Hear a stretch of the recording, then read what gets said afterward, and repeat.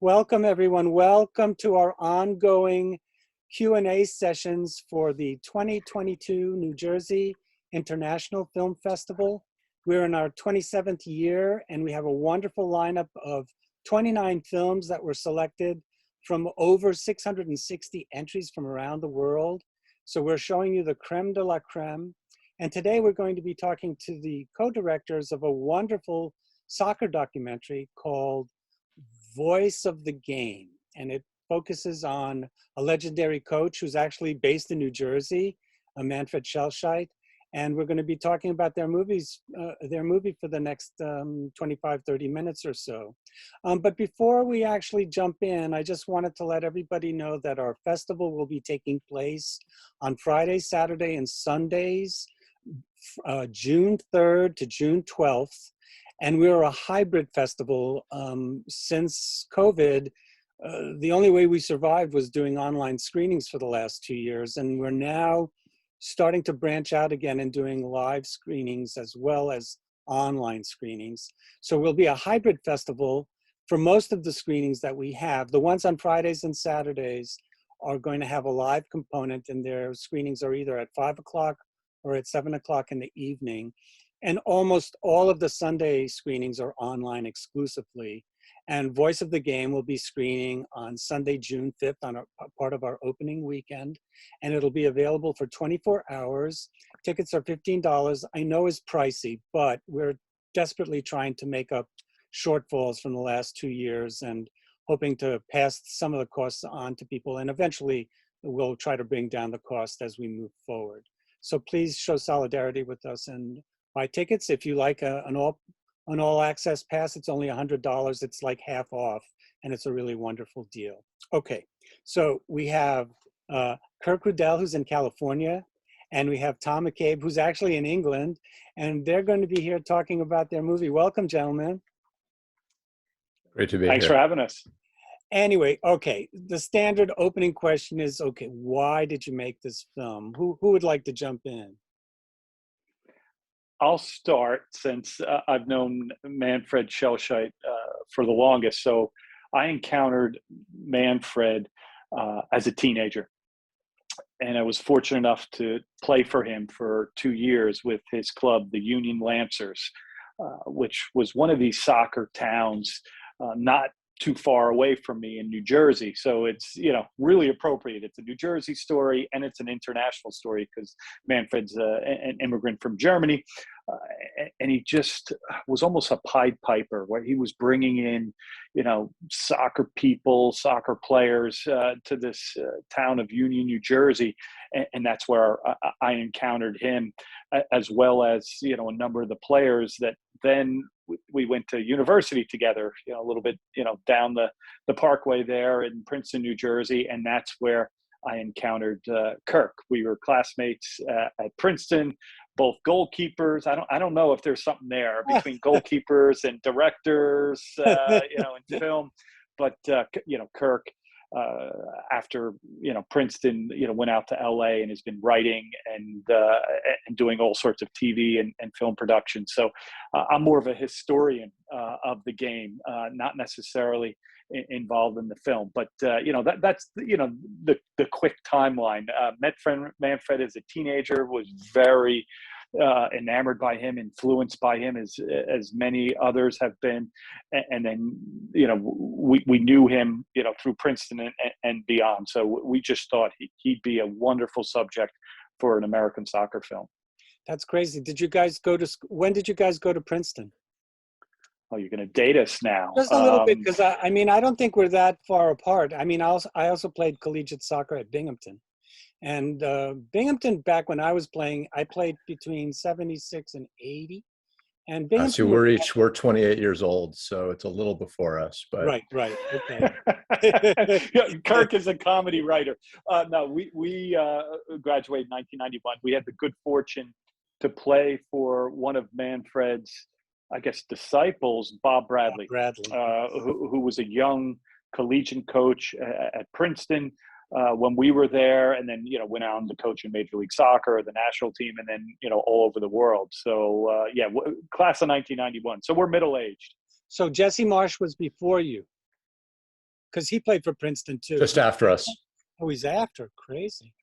Well, okay. So already jumping into personal history, but I really like to focus on the fact that you do have quite a few of the national team coaches who are talking glowingly about Manfred. They include Bruce Arena, Greg Berhalter, the current national team coach, Bob Bradley. So obviously Manfred had, as you guys, it was like a tree, right? And the branches spread pretty far from all of those people that worked with him and created this hotbed of coaches and talent as a result of his tutelage and mentorship. So that's really wonderful. Oh, all right. So you knew the guy. What made you want to make a film about him? What was the catalyst for making the film? I'll let Kirk jump in after I say something brief. I mean, Sure. it was a pandemic project, and I remember I was living in Jersey City at the time. We had finished Soccer Town USA, our film about three hometown heroes: Tab Ramos, John Harkes, Tony Miola from Kearney, New Jersey, and getting to the World Cup. And I said to Kirk, I really think we should do one on Manny. And he's like, he knows Manny and he knows his son Carl and a lot of the other people who appeared in the film. He's like, convince me. So I remember it was a pretty cool conversation. He's like, I want to hear more. And then we got on a Zoom call with Manfred. I won't speak for Kirk, but I think that was what turned him. So I'll turn it over to Kirk. Yeah, I think Tom and I had done Soccer Town together and we're old friends, and then had sort of gotten to reconnect even more through doing that. So the chance to do anything else again sounded good. We complement each other well because Tom is a historian with deep roots in soccer, and I'm a storyteller in his own right, and then I'm sort of more used to scripted stuff, telling stories, structuring things like that. So we complemented each other well. And we also both really are interested in the immigrant story, the American story, nation of immigrants. And one of the key components of that is people would come over here and bring soccer with them.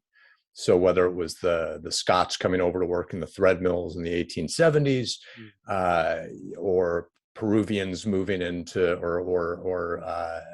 moving into Kearney, or whoever else would sort of come the next wave, bringing the game with them. And so those stories interest us. And here's Manny, who came over from Germany and brought his version of soccer with him, and was the very first A-licensed coach in this country. So if you're talking about how soccer spread across the US, what seemed cool was, oh, this is one of the most influential people in US soccer that a lot of people in US soccer have never heard of. And that's an attractive story. You always want to tell a story that everyone doesn't already know every beat of. And so even with Soccer Town, what attracted us to that was realizing that a lot of kids growing up playing soccer today don't know the couple generations before. Landon Donovan's the old guy, Clint Dempsey's the old guy, or whatever, right? And so they don't realize what you were talking about before, the 1990, the 1994 group, and how a lot of MLS today, a lot of US soccer today is because of what they were able to do. And so that was a cool story to dig into. In the same way, we wanted to say, hey, if you are on the women's team at Georgetown, a top 10 college program, you may not realize it, but your coach played for Manny. And so in some way, you are part of Manny's tree. And so it was sort of putting that out there and going, this guy and his philosophy, it's not that every coach just sort of copies and pastes it. Even as we say in the movie, Jesse adores Manny, but Jesse and Manny don't agree on everything tactically, right? But Jesse will still give Manny a lot of credit for some of those fundamental values and philosophies that then Jesse then takes and that guide him into his own direction. And so we wanted to let people know, hey, this is one of the stories of American soccer that you may not know that is actually pretty cool and pretty influential. And then on top of it, it's a cool immigrant story, which again, I in particular always love those. So and that was the big thing, is I got involved because Tom said, "You want to do it?" I'm like, "Sure, yes, let's do something else." And most of the movie, and I'm skipping ahead a little bit, but it was still pandemic time, and Tom had moved to London, and I'm in LA, and so the logistics of trying to make a film, this Zoom right here is very familiar because this is how we did most of it. Yeah. It was, you know, let's chat with Manny a little bit just for prep stuff. Let's loop in Jim Barlow, who was our old classmate, teammate, friend, who was in the film and is very close with Manny, and so it was always sort of connecting that way and kind of coordinating stuff this way. But the interviews were all done pre-pandemic. Was that true, or? Actually, No, yeah, and in a weird way, some of them were done. They were all during. The ones with Manny were done in person. It was incredibly fraught because no one wanted to be responsible for getting Manny sick. Sick, yeah. And so that was another old friend and teammate of ours, had like a back house that he was able to loan us that could be controlled and isolated. Everyone, it was a skeleton crew that went in. Everyone was masked. We were really careful about shooting Manny and shooting Jeff Stout, and those were done in person. But a lot of the interviews, and this was almost the lucky thing about the pandemic, is the MLS bubble had come back, right? So they were all down in Orlando, and we were able to reach out to Sasha Kleshin, to Bob, to people who were down there who wanted to be involved and basically say, would you guys mind coordinating with your team media people to just shoot the stuff for us? So what was amazing is we didn't have to fly all over the country with a crew or hire locally and try to figure out the logistics of that to get everyone filmed. Galaxy did a film. Galaxy filmed Sasha. Revolution filmed Bruce Arena. LAFC helped us out with Bob. And so we were able to get, and it's not the same as interviewing someone in person, but we did the best we could to send questions ahead of time, occasionally be sort of on a Zoom or a FaceTime on the side in case something came up to sort of pop another question in, and have all of the stuff then just shot remotely and then sent to us to edit. So in a way, I don't know if we could have put it together as well as, or we may not have been able to put together as many interviews as we did. Michael Bradley with Toronto getting shot up there, Chris Armas. And so we were really fortunate to have a lot of people who were very generous with their team's media people. I love my and then our editor Larry Garrity did an unbelievable job, taking all these different shoots and trying to get a somewhat of a uniform look. So he was integral in this process to take all these interviews, and then Kirk and I in particular were scripting it, and then he executed it. And you would never know that everything that you just said about how these were shot. I mean, it looks like you guys were there and it was all done, in a variety of different studios, but everything that you said about the bubble and having everything done, it's seamless. I mean, you could never tell. And I think that's, kudos to you for you guys pulling that off, because on the one hand, that's the amazing thing about the pandemic, is that it's forced to rethink the way that you would do things. And just like our festival, where we had to pivot to go online, it wasn't so bad. I mean, we're going to go belly up because we can't get anybody to come to the screens, but it's not the case. And I think the same thing with you guys, that you found ways around the challenges of the pandemic. So look, people want to tell stories and people want to hear stories. Yeah, fundamentally, that's we want those, and so we find ways to tell them and share them. And so there have been bigger obstacles than we faced, but the ones we had were sort of interesting to figure out. And as Tom said, we were really lucky. Our editor was the reason that it looks pretty seamless. Their stuff would come back and like, that sound kind of sounds like it's at the bottom of a bucket. that background or the lighting, like, and we get it. Like, Yeah, yeah. you know, they were doing us favors, and they had a lot of media commitments. And so, you know, to suddenly go, can we squeeze in something for Manny? So we knew we weren't always getting, you know, hours of lights that were being set for us, but Larry was able to pull it all together and make it look great. And I will say, you know, even though it was a favor,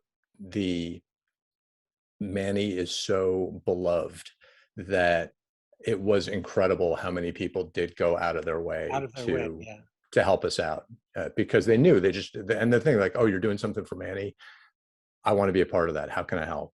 And I think, and that was, and just circling back to the, why did we make it? I think it was also really important for Tom, for Jim Barlow, for Bob Bradley, for people who really adore this guy and go back a long way with him, to honor him, not memorialize him. Yeah. He's in Jersey. He's hanging out right now. They wanted him to watch something that sort of showed the affection and the appreciation that so many people have for him, and not have it feel like something that was memorializing him. Kind of thing. Yeah, exactly. Like, this is, he's recovering from the stroke. He's doing his physical therapy. He's still out. He's still going to Red Bull trainings, and that's exactly right. So it was like, let's do something. And so that's thing. So when people heard, oh, you're doing something for Manny, he's gonna see it, right? Like, oh, he's a part of it. Get me in there. I want to be a part of it too. And how can I help? Was there anything that he vetoed from your film, or that he didn't like, that you guys included initially? So no, I don't think Manfred had a sense of the scale of what we were trying to pull off. Right? He knew we were talking to people. He knew that we interviewed him. He didn't see any of that footage. The first time he saw the film, we had a private screening for 75 to 100 people at Asbury Park. Mm-hmm. And he got up to speak after the screening. And he looks at me and Jim Barlow and Patrick White, another classmate from college who did the soundtrack. And Larry Garrity was there, and he says, you guys know what you're doing, you know? So which was the ultimate, you know, compliment, because he prides himself on his honesty. It was almost like he seatbelted himself in for the viewing, and he didn't move. And he moved his head to kind of, because there's some humor in there, there's some touching moments. And you could just, I watched him watch the film, and it was so gratifying to see his part of his life unfold on the screen, and him watching it. It was wonderful. I think it's really important to make sure that the new generations know about Manny. I mean, there's a lot of people, as you mentioned, who don't know about what came before, but he's probably the one that needs to really be, besides the Chisowich brothers and some of the other people that were part of the national team scene from the Philadelphia area, you know, and Philadelphia textile and all that is forgotten. I mean, Oneonta was a real big kind of place where a lot of soccer went through in upstate New York. And, you know, but Manny was so important to the whole scene, just as American soccer was flowering, since professional leagues came and went prior to the MLS. I mean, I remember season tickets to the Cosmos and seeing games on AstroTurf with offside lines at the 35-yard line, with shootouts, but with Pele, Kinaglia, Beckenbauer, and all these other great people. But even that league didn't last more than 12 years or whatever it was. And so, but even Manny had a hand in that too. I mean, I have a feeling that the fact that he played for the Philadelphia Atoms, which I forgot, but your documentary reminded me that at that time he was a player. He was really not a coach yet. But very quickly after that, he was one of the people that was able to keep soccer burning in the dark years between NASL and MLS. And I want to thank you guys for doing that, because it was long overdue, to be very honest with you.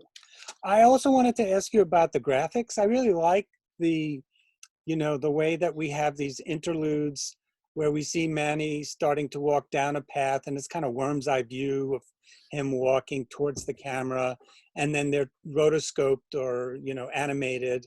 And then we have these catchphrases that Manny was known for as the kind of intertitle to introduce the next sequence.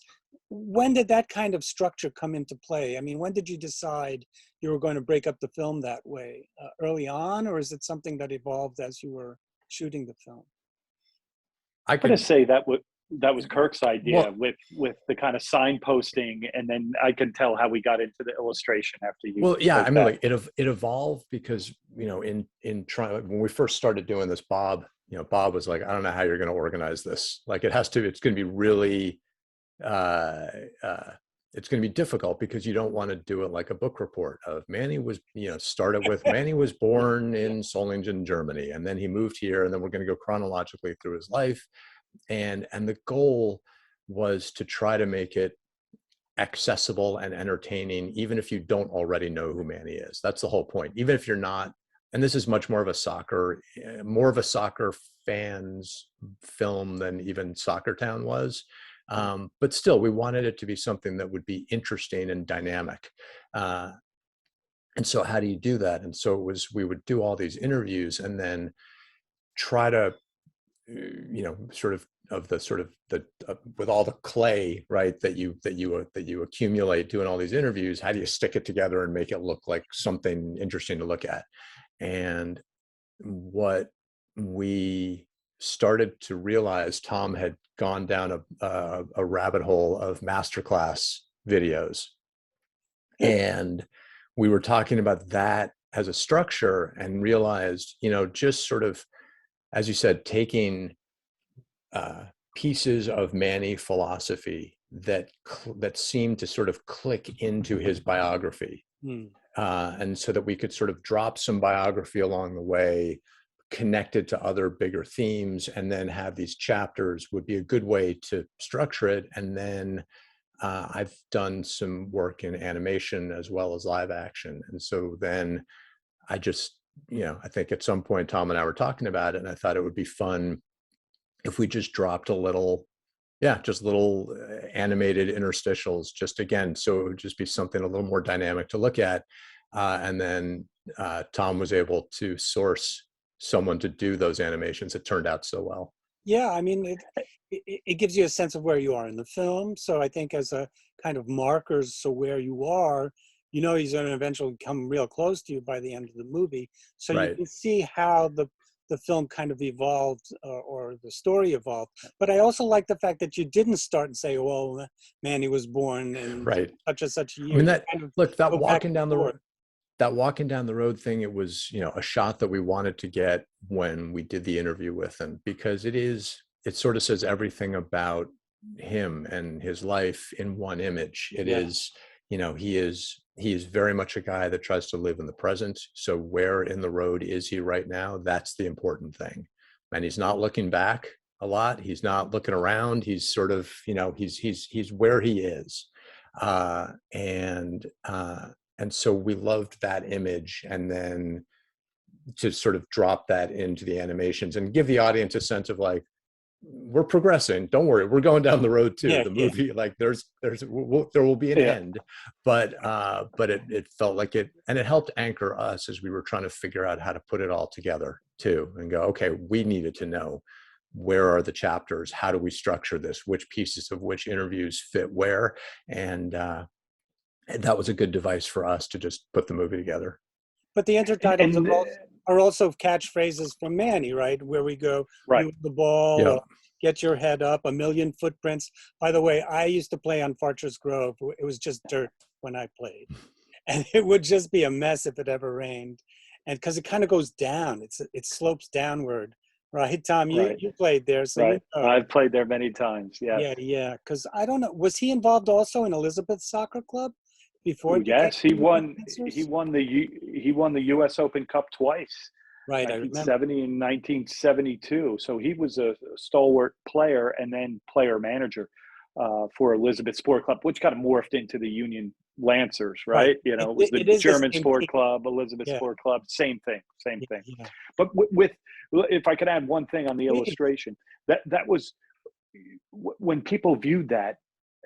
they really enjoyed that. I think from an organizing principle, you know, a visual, and we have to give credit to Lyman Dally, who we enlisted to do the art. He was an old school, you know, illustrator and didn't know Manfred. You know, we were talking to him about the project, and I really think he was able to get the spirit of Manfred, that playfulness, and humor that doesn't always come out of a German American serious guy. But Manfred is very funny and very playful, and he was able to tap into those elements.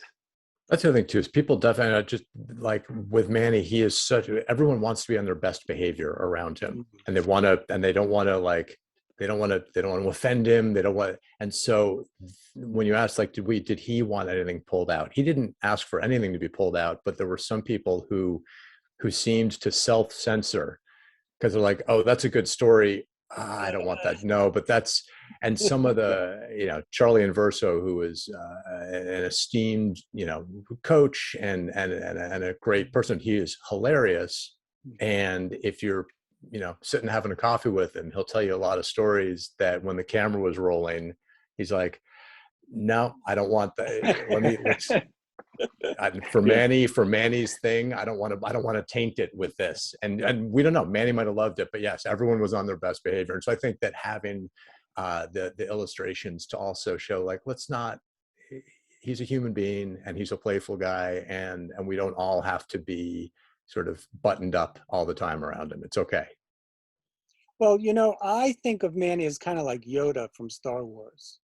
You know, he's got the catchphrases of, you know, the ways that you will become a Jedi Knight or a great soccer player is if you follow these kind of methods. And it's very simple. He was able to boil them down and almost to like taglines, you know, for a movie. And I think those things are what people can take away. So he realized, dealing with all sorts of different people, children, and he's teaching them that by using these catchphrases like get your head up, or the game is the best teacher, or the game that never ends, all these things that I wrote down when I was watching your film that he said are easy to digest and to maintain, because it forces you to self-evaluate as you're working as a player trying to become a better player. And it was also a way that Manny would assess you by those terms too. So anyway, I learned so much from your documentary, and I really want to show people how they can buy tickets. So I'm just going to share a screen for a second. Let me see if I'm still able to do this the right way. Okay, so when you go on the web, you will end up getting this pop up when you go to njfilmfest.com. And you will click on current events. We'll just scroll you down a little bit. And normally everything would be here. This was our main website. It actually just got a facelift thanks to one of our wonderful interns, Prajesh Patel, who's graduating, going to NYU, hopefully, to make films. All you have to do is just push the buy tickets button, and that bounces you to our Eventive website, which is who we partnered with. They're our streaming partner. And everything that you need is here. If you want a linear version, you just click on schedule, and then, you know, it basically tells you where, if you're going to go to the live screenings, and the where and when is also at the top of each screening. And this is for opening weekend, and you got to scroll down through all the shorts to get to Voice of the Game, which is playing on Sunday, June 5th. It's online for 24 hours. There's a photograph of Manny with one of the Seton Hall players, because he was also coach of Seton Hall. That's where Sasha Kleshtin played for him, I remember. Anyway, so the movie is 60 minutes long. If you don't want to go through the schedule, you want to just buy tickets outright, you go to tickets, and that gives you the catalog view, which allows you to see all of our screenings. And all you have to do is just hover over the picture, and then you would just click on pre-order now. Eventive will make you register, just put your name and your email address. And then once you have that in, you can buy tickets. And it's a really easy and easy to use service. So that's why we stayed with them for the last 2 years. You want other information, you can go to the film guide, and all the films are elucidated this way. So it's kind of cool, and it substitutes for our normal website. I also wanted to mention that that if you buy a ticket and you're watching online on the 5th, right? You start watching, let's say, at 5 o'clock in the afternoon on June 5th. And then your wife calls or your mom calls or whoever and says dinner is ready and you can't finish the movie. You can stop. And you still have 24 hours to finish the movie. So it's available for 24 hours once you start watching.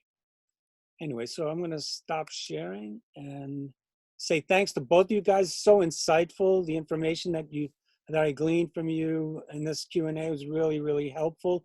Kind of substitutes for doing a Q&A at the screening. And if anybody wants to ask questions to these guys, you can email us. I'll forward the questions to both of them, since they're both very soccer knowledgeable and eager to talk about their movie, and they're always available to you. So I want to thank you both for joining us. And Kirk, you take care in California, and Tom, You too. I hope today New Jersey is like England. It's been pouring for the last almost 48 hours. So I hope Sorry to hear that. Today, London is like California. It's like 70 degrees and sunny. So that's the way it should be. But anyway, you need the rain. Thank you for having us. We really are thrilled to participate in the New Jersey International Film Festival, because this film is both New Jersey and international. So thank you to Al. We really appreciate everything you're doing. My pleasure. My pleasure. When your film came in, which was one of our last submissions, as soon as I saw it, I'm on the juries for documentaries and experimental films, and we were finalizing the judging, and it just came in. I threw it on. I said, we've got to watch this now, because I wanted to watch it for myself. And then it was just a no-brainer. A couple of the jurors thought they weren't big soccer people, but by the end of the movie, they were soccer fans, and I was telling them where they could watch the Red Bulls and all the other things that are taking place soccer-wise in New Jersey area. So thanks so much. Your film That means a lot. Thank you. Definitely did the trick. It was like a 95th minute, winning That's goal, right? right? Yes, a stoppage time goal. Yeah. A stoppage time goal. Very much so. Thanks so much, guys. Take care. Thank you. Take care.